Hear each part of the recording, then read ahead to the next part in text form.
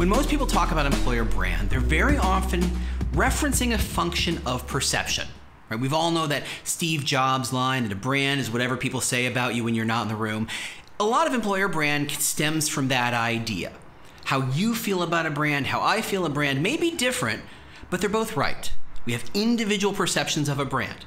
Now, the problem with thinking about employer brand purely as a function of perception is that it lets us off the hook. It says people think what they think. We can't really change that. The other side of the coin when it comes to employer brand is thinking about employer brand not as perception, but as strategy. What are you going to do to influence perception? How are you going to reframe the situation so that strangers who have an existing perception of your brand begin to think about you differently? What is the means by which you communicate to those people? What are the things they need to know about you that they may not know right now? How do you break their existing perception and shape it and influence it into something that more works for you?